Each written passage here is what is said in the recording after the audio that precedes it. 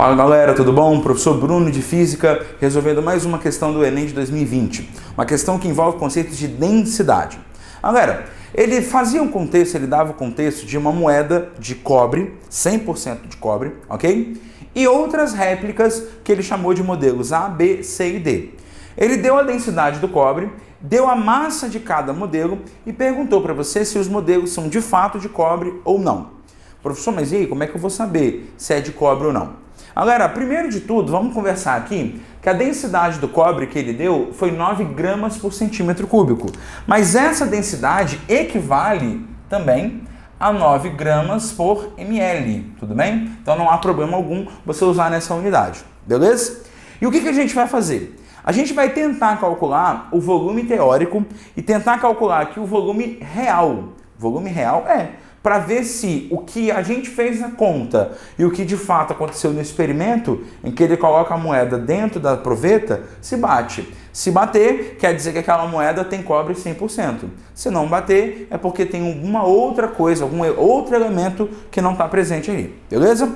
Então comigo, gente. Densidade é massa sobre volume, correto?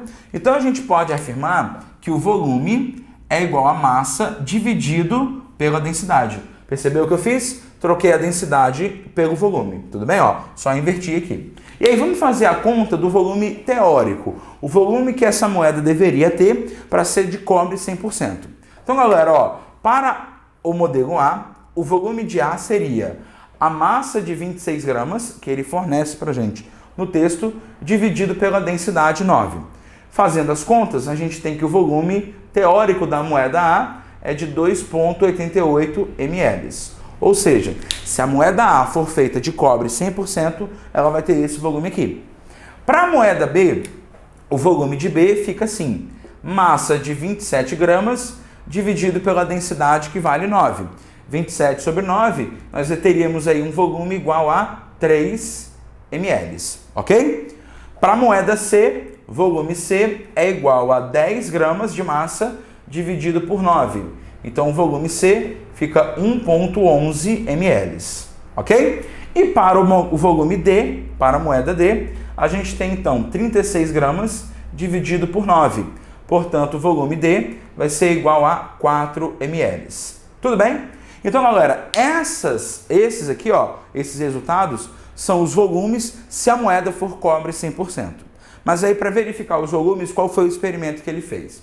Galera, ele pegou uma proveta graduada num certo volume, que eu vou chamar de VP, volume da proveta, tudo bem? Quando ele vem e adiciona uma moeda, por exemplo, quando ele vem aqui e adicionou a moeda A, o volume, o nível de água acaba subindo, legal? Então vem aqui, ó, para o volume VP, onde aqui seria o volume A, volume anterior, legal? Repara bem, pessoal. Quando eu coloco um objeto na água, pelo princípio de Arquimedes, vai ter um volume deslocado. E esse volume deslocado é justamente o volume do corpo que está submerso. Ou seja, aquele aumentozinho de água que teve ali é exatamente o volume da moeda que eu inseri. Então a conta para chegar no volume da moeda seria o volume da proveta com a moeda menos o volume anterior, ok? Então repara, a questão nos dá uma sequência de figuras, legal? Por exemplo, a primeira figura é a proveta sozinha. Ela tem ali um nível de 5 ml, percebeu? Já na segunda figura, com a moeda A inserida, esse volume aumenta para 7. Então o que acontece, galera? O volume real de A vai ser 7 menos 5, ok? 7 menos 5 tem aí um volume de 2 ml. Beleza? Então a proveta que estava graduada no 5 aumentou para 7. Por quê? Porque essa diferença de 2 ml corresponde ao volume da moeda que eu inseri. Tudo bem? Só que é o que acontece, galera. Tá vendo 2 ml aqui? Esse 2 ml não bate com o volume da moeda de 100% cobre. Ou seja, essa moeda aqui, como tem um volume menor, ela não é feita 100% de cobre. Legal?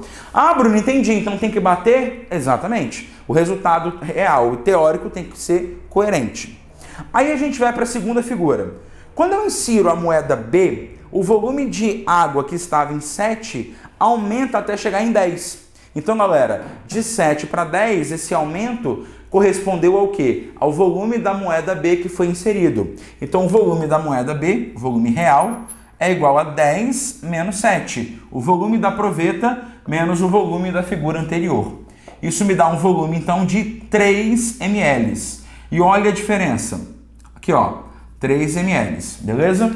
Compara o real, o que de fato é, com a teoria. Bateu, não foi? Então, galera, essa moeda aqui, a moeda B, é feita realmente de cobre. Bacana? Aí você vai para a terceira figura, minto, a quarta, né?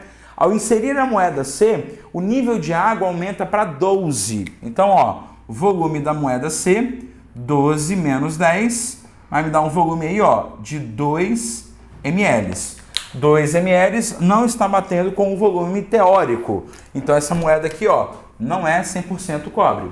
E para finalizar, a última figura, quando eu coloco a moeda D, o volume fica 16, que é o nível de água que ela alcançou, menos 12, o que me gera um volume aí de 4 ml. E aí repara, pessoal, esse volume de 4 ml com o volume teórico bateu, ou seja, essa moeda é cobre 100%. Tudo bem? Então, galera, quais são os modelos que tem cobre 100%? Os modelos B e D. E essa alternativa aparece na letra D, ok? Então, portanto, o gabarito da questão é a letra D. Os modelos que podem ser utilizados com cobre 100% são os modelos B e D, ok? Com isso, nós fechamos mais uma questão. Um abraço!